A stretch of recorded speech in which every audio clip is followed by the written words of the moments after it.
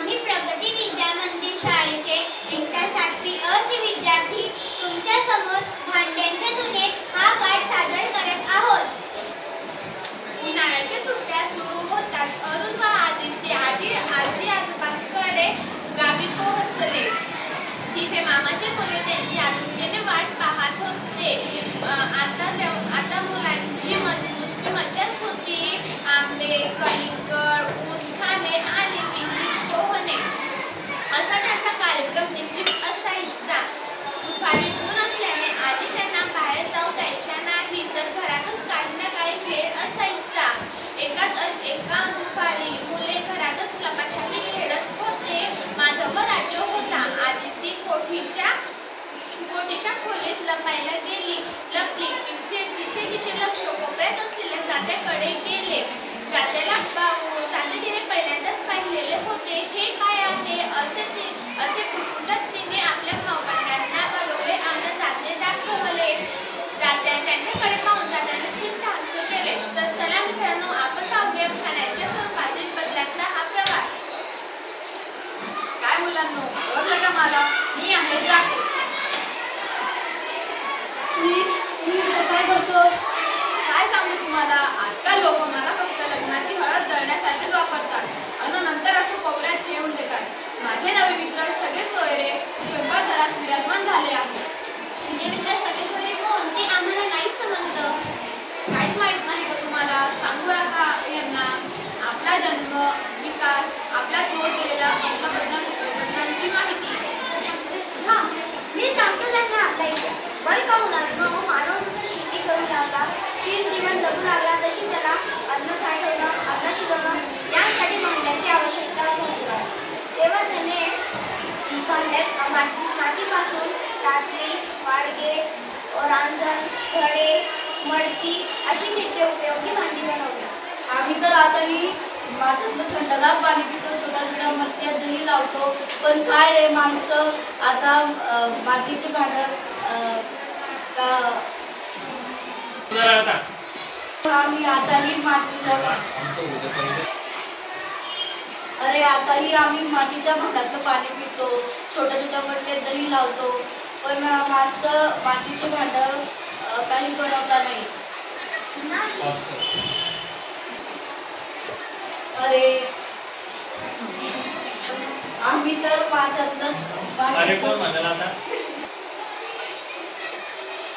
माठातलंच थंडगारच पाणी पितो, छोट्या मडक्यात दही लावतो. पण काय रे माणसं अरे आजही आम्ही मातीच्या भांड्यातलं पाणी पितो, छोट्या मडक्यात दही लावतो. नाही, तसं नाही. मातीच्या भांड्यांबरोबरच मानवाने काही दगडी, लाकडी, चांब्याचीही भांडी बनवली. तुम्ही कधी चांब्याचे फुलले वाळलेल्या भोपळ्यापासून बनवलेले तुंबे पाहिले आहेत का? हो, मी अंतर्जालावर अशा भांड्यांची खूप चित्रे पाहिली आहेत.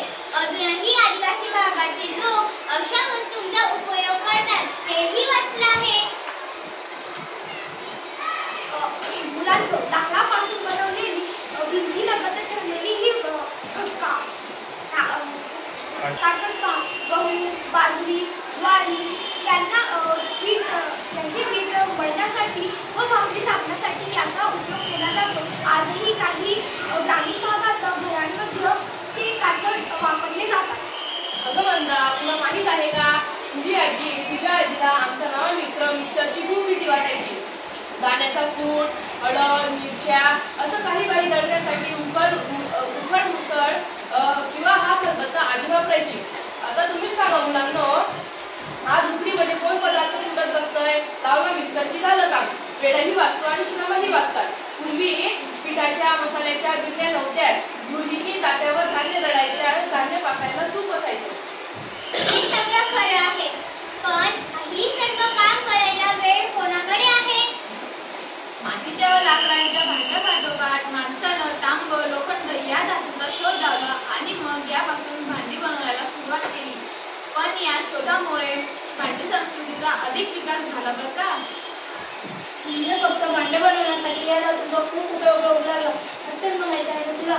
अरे पण जाते भाऊ, लोखंड व तांब्याच्या धातूच्या भांड्यांबरोबर आम्ही सुद्धा भांडे पाहिजे.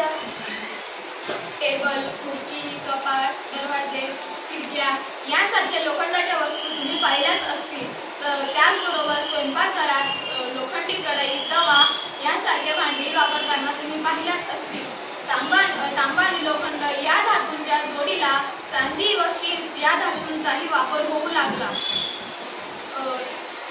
चांदी आणि लोखंड या धातूचा पर्याय म्हणून संमिश्र धातू, पित्तळ, कांस्य यापासून भांडी बनवण्याला सुरुवात केली.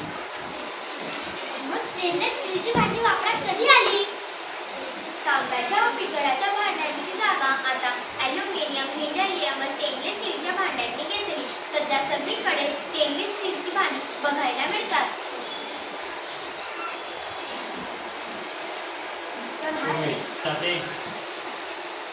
पूर्वी आंघोळीसाठी गंगाळ, पाणी तापवण्यासाठी पंप, पाणी साठवण्यासाठी कळशी, हंडा असायचे. पण आता प्लास्टिकच्या बादल्या व टब दिसू लागतात. अरे जाते भाऊ, जेवणाच्या पंक्तीत तर ताटाऐवजी केळीचे पानं, पत्रवणी असतात. वाट्यांसाठी तर दुरण असायची. हात धुवायला तस्त असायची, होय ना? अरुण, तुला बरंच माहित आहे की गाई म्हशींच्या दुधासाठी कासंडी आणि चरबी, ताकासाठी कावळा, लोण्याचा वाडगा, तुपाची बुदली, डुकली, ओगराळी, पळी, तासराळी या वेगवेगळ्या वस्तू असायच्या. पण आता स्वयंपाकघरात गॅसची शेगडी असल्याने चूलचा वापर भरपूर प्रमाणात कमी झाला आहे. पण या काळात मातीपासून तयार होणारी भांडी बंद झाली का? नाही, असं नाही. ह्या धातूच्या शोधामुळे मातीची भांडी बनवणं बंद झालं असं मुळीच नाही.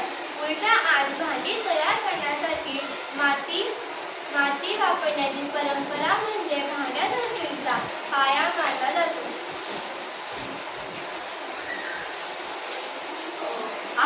आज मोठ्या प्रमाणात चिनी माती, सिरामिक्स यांच्यापासून भांडी व वस्तू बनवली जात आहे. झाकणाच्या भांड्यांचा मोठ्या प्रमाणात प्रसार झाला. इडलीचा रंग, आकार, त्यावरील नक्षीकाम या कलात्मक गोष्टी आपल्याला भांड्यांमध्ये समावेश असलेले दिसतात.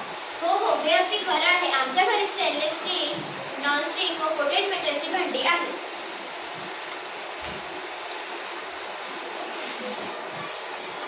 प्रत्येक जण स्वतःच्या खिशाला पुरवडणारे, उपलब्ध असणारे आणि वापरात सोपे जाणारे असे ते खरेदी करण्याचे प्रयत्न करतात. एकूण काय तर भांडी हे मानवी संस्कृतीचा अविभाज्य अंग आहे. गरजेनुसार भांड्यांमध्ये विविधता येत गेली असली तरी जिथे भांडी समाज तिथे भांडी असणारच.